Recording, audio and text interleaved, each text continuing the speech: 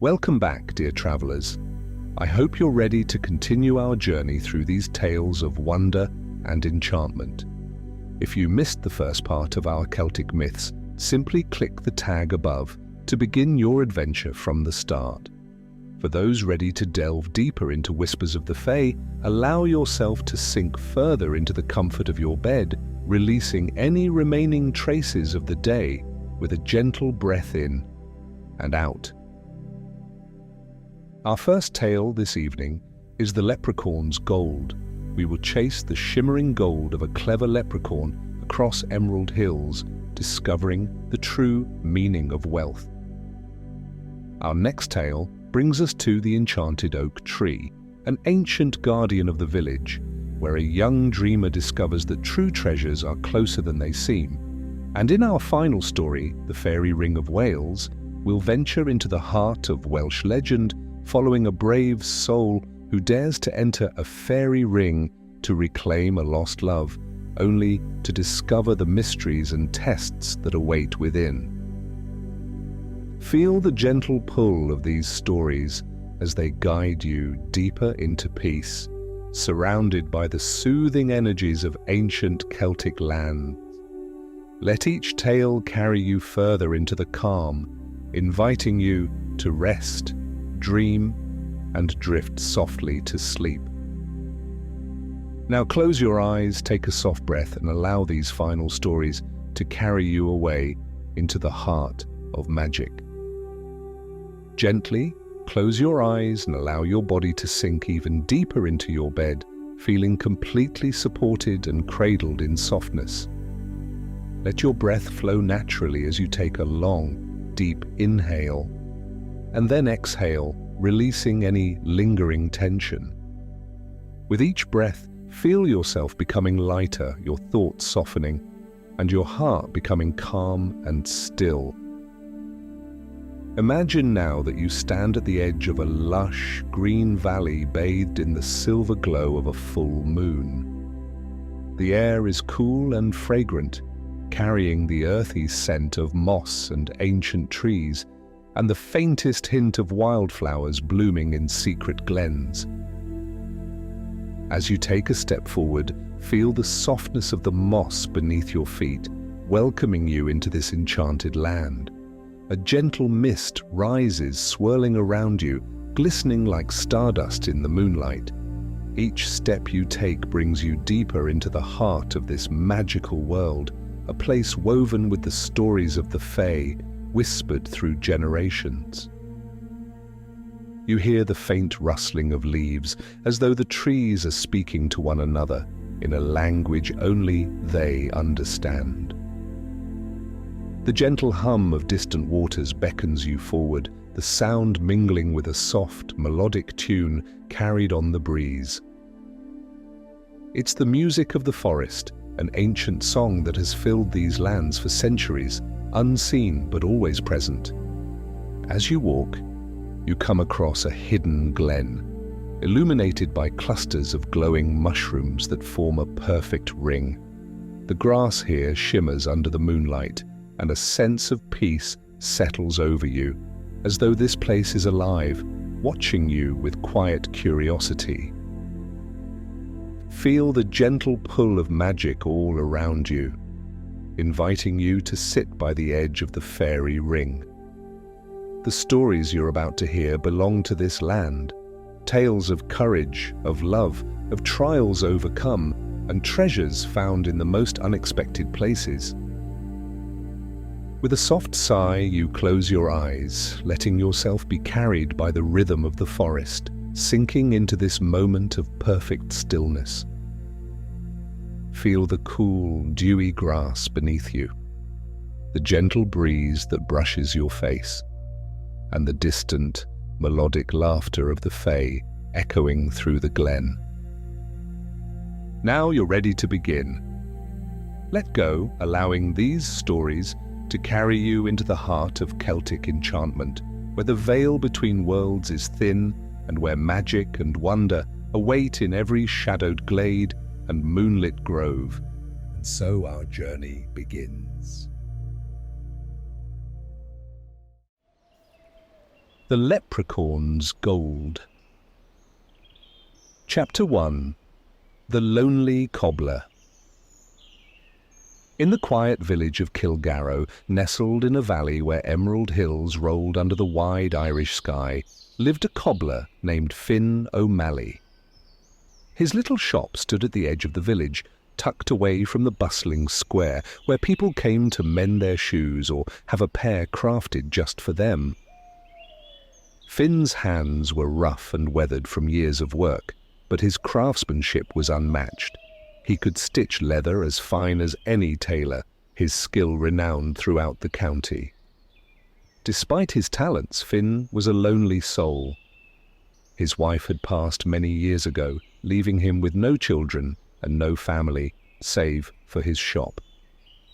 In his quiet moments, he would gaze out the window, watching life pass by, and dream of what it might be like to have a bit of luck, to stumble upon something, anything that might bring a spark of excitement into his simple, solitary life.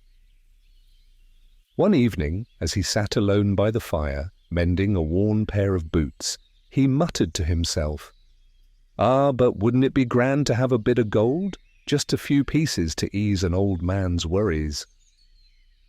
His voice echoed in the empty room, but he felt a chill in the air as though someone or something had been listening. He shook off the feeling, dismissing it as the ramblings of an old man, and returned to his work. Yet the longing for something more clung to him like a shadow, haunting him in his waking hours and his dreams. Chapter 2. A Chance Encounter. The following morning, Finn rose early to walk along the misty hills that surrounded the village. It was his daily ritual, a way to clear his mind before beginning his work.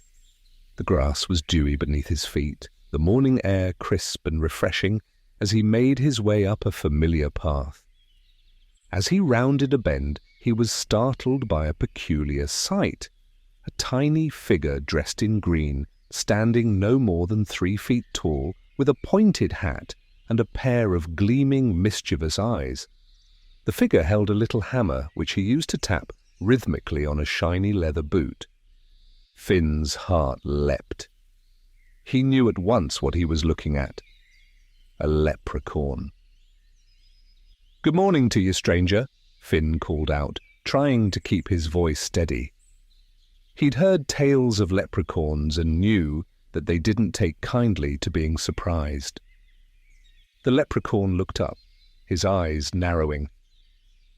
"Good morning to ye as well, though I dare say you're a bit too close for my liking, Finn O'Malley." Finn's eyes widened. You know my name?" The leprechaun chuckled, a twinkle in his eye. "Ah, I know many things, and I know you're a man who's been wishing for a bit of gold."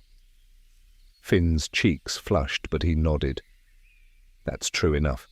But tell me, would you be willing to share a bit of your gold with a man who's worked hard all his life?"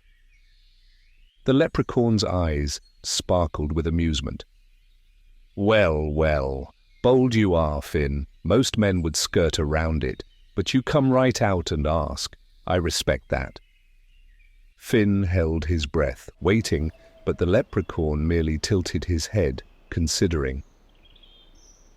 "I'll make you a deal, Finn," he said finally. "If you can catch me by sunset, I'll grant you a bit of my gold. But if you fail—" His eyes glinted. "You'll be bound to serve me for a year and a day." Finn's heart pounded. He knew well that leprechauns were as slippery as a fish in water, but the promise of gold was too tempting to resist. "I accept," he said, his voice filled with determination. The leprechaun grinned. "Then let the chase begin." With that, he darted off, his tiny feet moving with surprising speed. Finn sprang into action, racing after him, his mind racing with thoughts of the treasure that could change his life. Chapter 3. The Chase. Across the hills. The sun climbed steadily in the sky as Finn pursued the leprechaun across the hills. through winding paths and hidden valleys, each turn feeling like a puzzle designed to confuse him. The leprechaun was quick, darting out of sight and reappearing just when Finn thought he had lost him. But Finn was determined, his heart pounding with the thrill of the chase. "Is that all you got, Finn?" the leprechaun called over his shoulder, his laughter echoing across the hills. Finn gritted his teeth, refusing to let frustration deter him. "You'll not get away from me, little trickster," he shouted, lunging forward with renewed vigor. The chase led them to a clearing where a stone circle lay half buried in the grass. The stones stood ancient and silent, as though watching over the scene with quiet amusement. The leprechaun paused there, looking back at Finn with a knowing smile. "Ah, but you must be tired, old man," he taunted, his voice laced with mischief. "Perhaps it's best you turn back and forget about the gold. I'm sure you don't need it as much as you think." But Finn only squared his shoulders, his resolve unshaken. "I'm not so easily fooled," he replied, moving closer inch by inch. The leprechaun's eyes flashed, and before Finn knew it, the chase was on again. The hours passed, the sun dipping lower as they wove through woods and over streams. Finn's muscles ached, but his mind was sharp, focused on one thing only: catching the leprechaun. Finally, as the sun touched the horizon, Finn caught a glimpse of green fabric snagged on a branch. He lunged forward, his fingers grazing the leprechaun's coat, and for a brief, triumphant moment, he thought he'd won. But the leprechaun slipped from his grasp, laughing as he vanished into a cloud of golden mist, his voice ringing out, "Better luck next time, Finn!" Finn stumbled, his heart sinking as the mist cleared to reveal an empty field. The leprechaun was gone, and with him, the hope of gold. Chapter 4. The Consequences. The following morning, Finn awoke to find himself back in his cobbler's shop, his legs sore from the chase. But as he moved to start his work, he found his tools missing, his materials scattered. The leprechaun's voice echoed in his mind, reminding him of the price of failure, a year and a day of service. That evening, as the sun set, Finn felt a strange compulsion drawing him to the edge of the village, where the leprechaun was waiting, leaning casually against a tree. "Ready to serve, are you, Finn?" the leprechaun asked with a smirk. Finn sighed, his pride stinging, but he nodded. A deal is a deal. The leprechaun handed him a tiny hammer and a bag filled with scraps of leather, and Finn's task began. Each night he would find himself mending shoes of every size and shape, some ordinary, some belonging to creatures he could hardly imagine. His nights were filled with strange encounters and whispered voices, his hands working tirelessly as he fulfilled his debt to the leprechaun. The year passed slowly, but with each pair of shoes he crafted, Finn learned a little more about the world of the Fae, about their customs and their ways. He grew sharper, more attuned to the magic that permeated the land, and his longing for gold began to fade, replaced by a quiet respect for the mysteries he had glimpsed. Chapter 5. The Last Night. At last, the year and a day were nearly up. Finn could feel his freedom drawing close, a sense of relief washing over him as he completed his final task. He placed the last pair of shoes by the door, ready to bid farewell to the leprechaun's world. But as he turned to leave, the leprechaun appeared, his expression unreadable. "You've done well, Finn," he said, his voice softer than before. "Few have served so faithfully." Finn inclined his head, feeling a strange mix of pride and humility. "Thank ye, though I never would have chosen this road." The leprechaun chuckled. and yet it has suited ye well." He reached into his pocket, pulling out a single gold coin. "Take this as a token, Finn, not for wealth, but as a reminder of what you've learned." Finn took the coin, its weight familiar, but somehow different. It wasn't the gold he'd once craved, but it held a value that went beyond mere wealth. He nodded, understanding the leprechaun's silent message. "Thank ye," he said quietly. The leprechaun smiled, his eyes gleaming. "Farewell, Finn O'Malley. May ye always walk with a bit of luck at your side." And with that, he vanished, leaving Finn standing alone under the starlit sky, his heart lighter than it had ever been. Epilogue: The meaning of wealth. Finn returned to his cobbler's shop, feeling a peace he hadn't known before. The shop, once filled with silence, seemed warmer now, more inviting. He set the single gold coin on the shelf above his workbench, where it glinted in the morning light. A reminder not only of his strange adventure, but of the true treasures in life. As the days passed, Finn resumed his work with renewed purpose. Though his hands still bore the roughness of his trade, his heart was softened, and his eyes shone with the wisdom of one who had glimpsed the magic beyond the veil of the ordinary. Villagers noticed the change in him and came to him not only for his skilled hands, but also for his quiet strength and the stories he'd tell of his year of learning. One day, a young boy entered the shop, his shoes worn and barely holding together. Finn greeted him warmly and began his work, fixing the boy's shoes with care and kindness.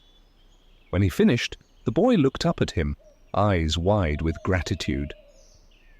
"Thank you, Mr. O'Malley," he said, his voice full of awe. "I heard you met a leprechaun once. Is it true?" Finn chuckled, the memory bringing a glimmer to his eyes.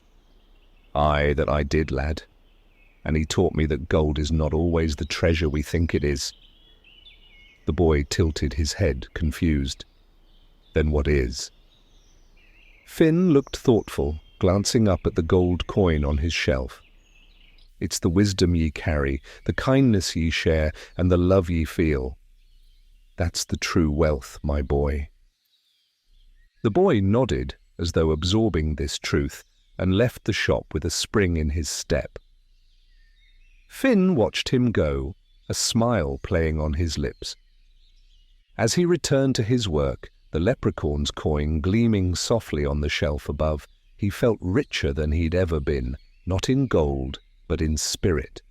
And though he never chased after riches again, he lived each day with a heart full of gratitude, knowing that he had found something far more precious. And so the story of Finn O'Malley, the cobbler who had once chased a leprechaun for gold, became a quiet legend in Kilgarrow, a tale whispered to children as they drifted off to sleep, a reminder that sometimes the greatest treasures are the ones we least expect.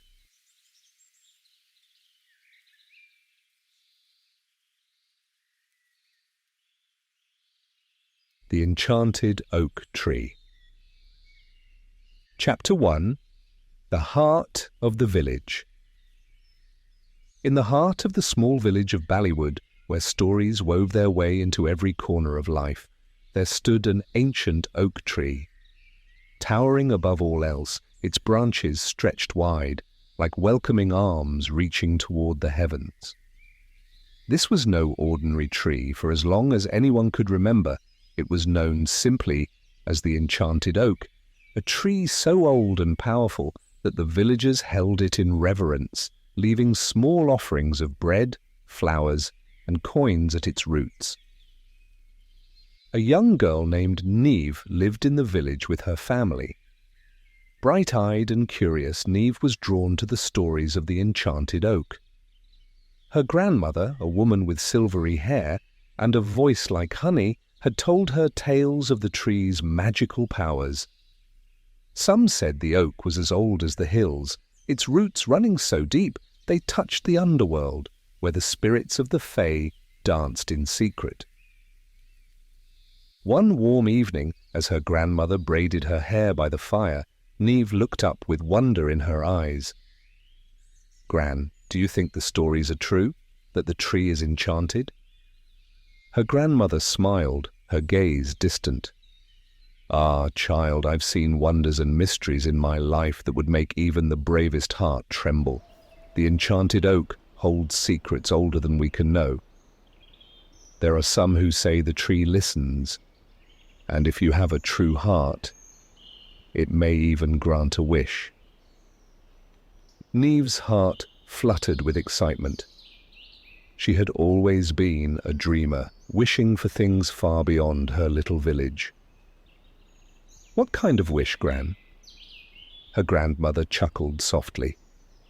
"A wish that comes from deep within, my love. But remember, the oak only grants wishes if the price is right. Magic never comes without a cost." Neve nodded, her thoughts filled with wonder.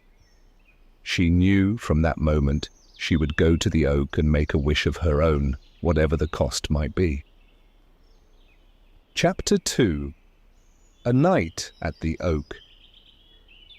On a night when the moon hung full and bright in the sky, casting a silver glow over the village, Neve slipped quietly from her home. The village lay silent, bathed in a peaceful stillness, as if holding its breath. She tiptoed through the narrow, winding streets, her heart racing with anticipation and a touch of fear. The path to the oak tree was well-worn but mysterious, winding through fields and meadows until it reached the edge of a small hill. As Neve approached, the great tree came into view, its branches stretching high and wide, bathed in moonlight. Shadows danced among the leaves, casting patterns on the ground that seemed to shift and sway as though alive. Neve knelt at the tree's roots, her hands trembling slightly as she placed a small bundle of bread and wildflowers at its base. "I bring you a gift, mighty oak," she whispered. "Please hear my wish." The wind stirred, rustling the leaves as if in response, and a shiver ran down her spine. She closed her eyes, gathering her courage. I wish to see the world beyond this village," she murmured, her voice barely more than a breath. "I want to know what lies beyond the hills, the rivers, the forests." A soft glow began to emanate from the tree, faint at first, but growing brighter, casting a gentle, golden light over her. Neve gasped, her heart pounding with awe and wonder as the light enveloped her, filling her with a warmth that felt like an embrace. A voice, soft and ancient, echoed in her mind. "Are you willing to pay the price, young one? To see the world comes at a cost." Neve swallowed, her excitement tempered by a hint of fear. What is the cost?" The voice was silent for a moment, as though considering her question. "You must give up something precious, your most cherished possession." Neve's mind raced. She didn't own much, her family was poor, and most of what she had was small trinkets. But she did have one thing, a necklace her mother had given her, a simple pendant shaped like a small oak leaf, passed down through generations. With a deep breath, Neve reached for the pendant, her fingers trembling as she unclasped it and laid it at the tree's roots. "This is my most cherished possession," she whispered. The light around her intensified, swirling in patterns that seemed to dance and shimmer, as though the tree itself was alive with joy. The pendant sank into the earth, disappearing among the roots, and Neve felt a strange surge of energy fill her, a sense of wonder and anticipation that filled her heart. "Your wish has been heard, and the journey awaits," the voice whispered, fading into silence. Chapter 3. The Journey Begins. The following morning, Neve awoke with a sense of purpose and excitement. Though the village looked the same, everything felt different, as though a door had opened, beckoning her forward. As she gathered her things, she noticed a small golden acorn lying on her windowsill.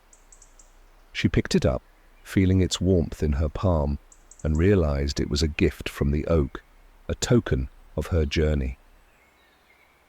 With her heart racing, she set off from the village, her steps light and eager as she began her journey into the unknown.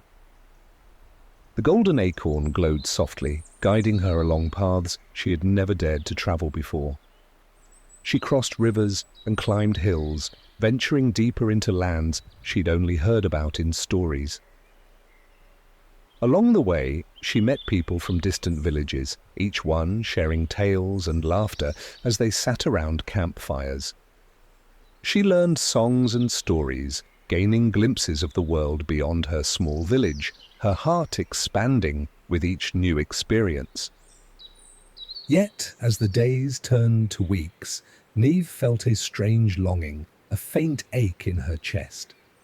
Though the world was wondrous and filled with beauty, a part of her missed the familiar sights and sounds of home, the warm embrace of her family, and the comfort of her grandmother's stories.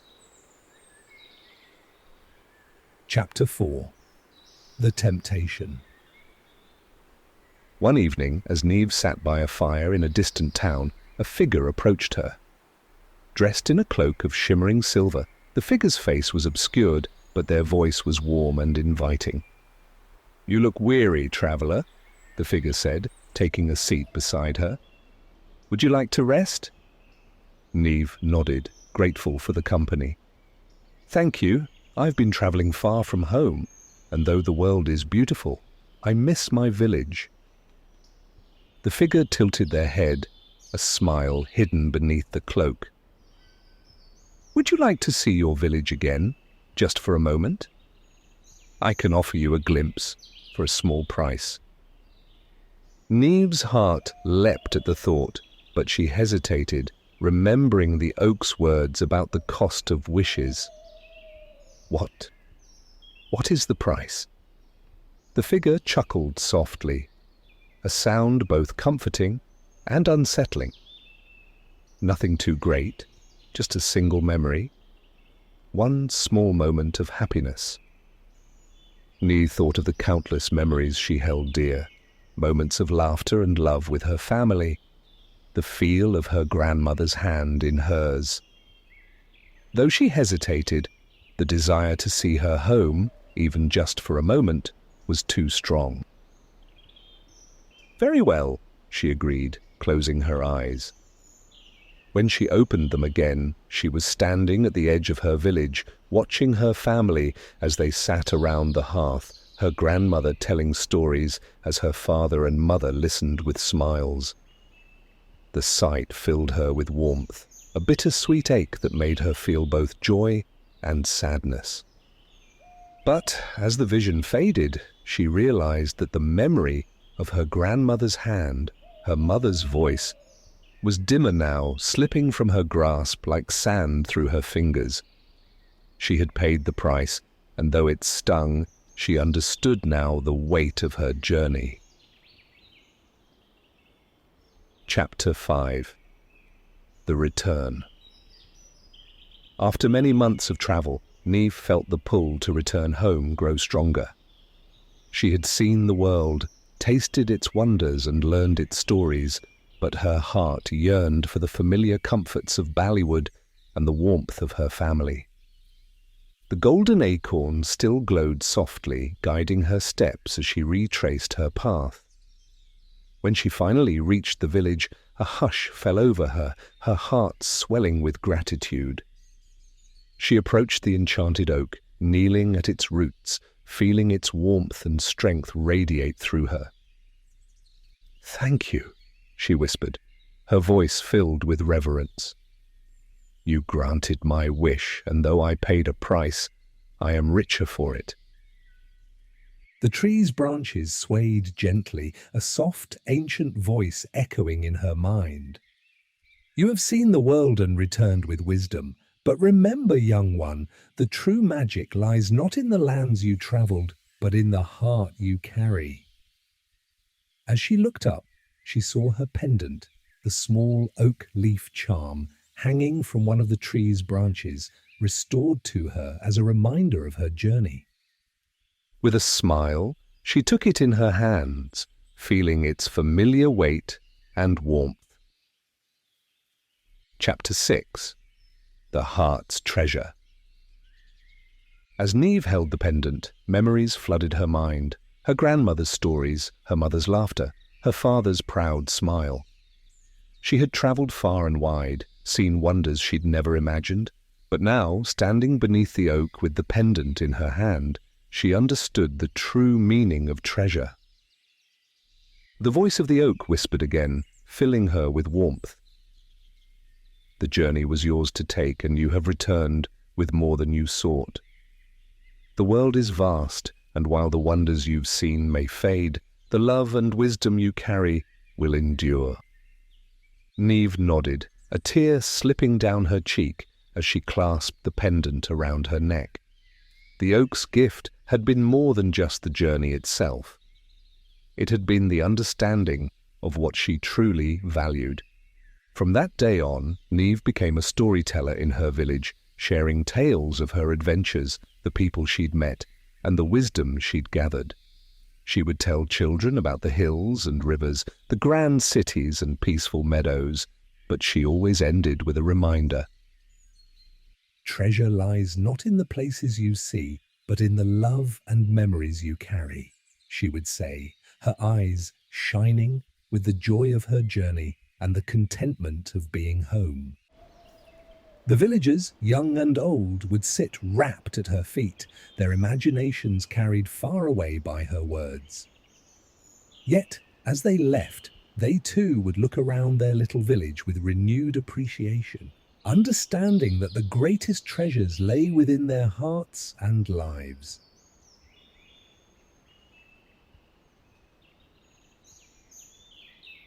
The Faerie Ring of Wales. Chapter 1. The Legend of the Ring. In a quiet valley nestled in the rolling hills of Wales lay a village called Caerwyn. The villagers were hardy folk, close to the land and steeped in tales of enchantment and mystery. At the edge of the village stood an ancient ring of mushrooms, a perfect circle that appeared overnight, disappearing just as mysteriously with the morning's first light.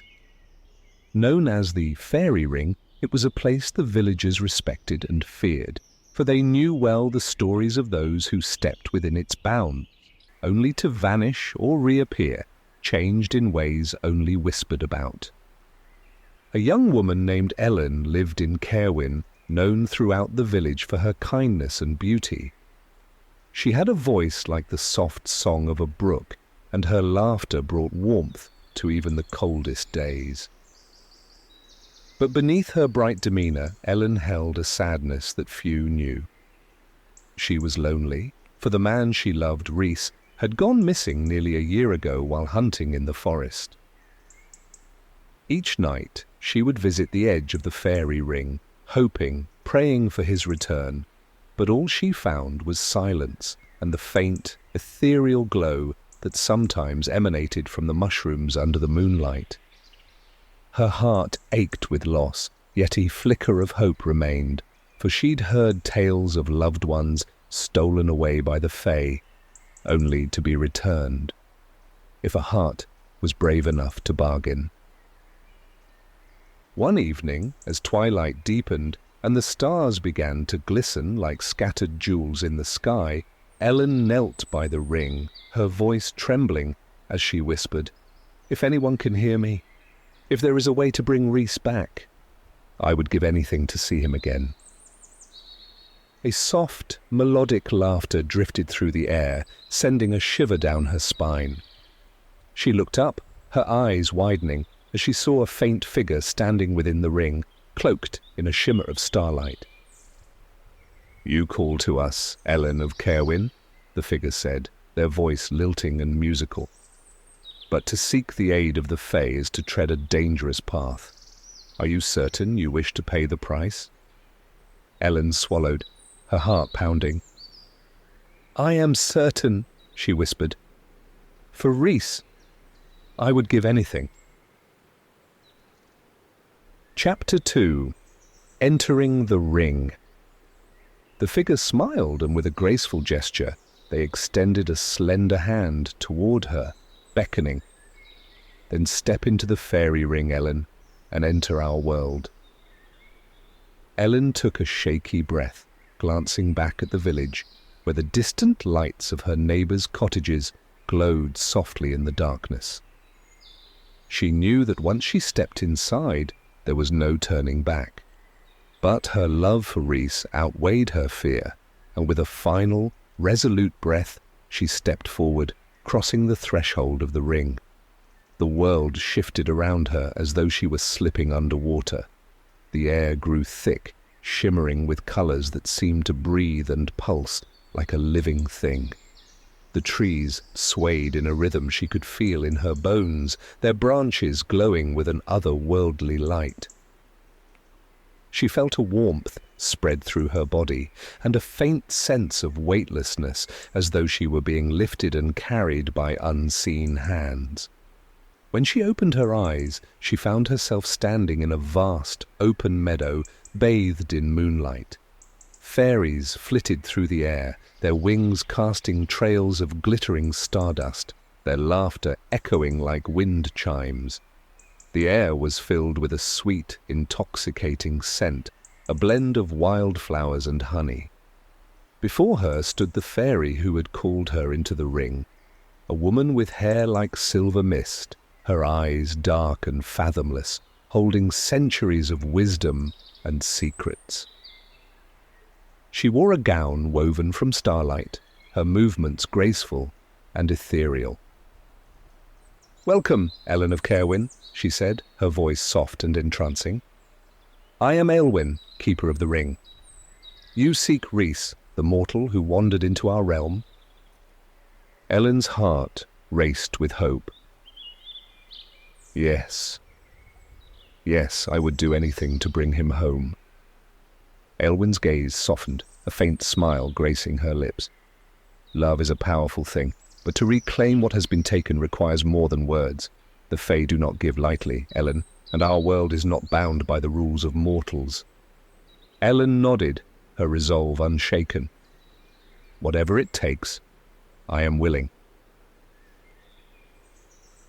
Chapter 3. The Trials of the Heart. Aelwyn studied her for a long moment before nodding.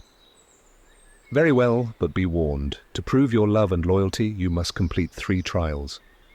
Only then will you earn the right to bring Rhys back." Ellen nodded, her heart pounding with determination. "What must I do?" Aelwyn raised a hand, and with a flick of her fingers, a shimmering path appeared, winding through the meadow and into a forest bathed in silver light. "Follow this path, and the first trial shall reveal itself." Ellen took a steadying breath and stepped onto the path. The meadow faded behind her as she entered the forest, where strange and beautiful plants glowed softly in the darkness. She walked for what felt like hours until she came upon a glen filled with a sweet, lilting music that tugged at her heart. At the center of the glen, she saw a mirror, its surface rippling like water. As she approached, her reflection began to change, shifting to reveal images of her past, moments of laughter with Rhys, their shared dreams and tender embraces. Each memory filled her with a bittersweet ache, a reminder of all she had lost.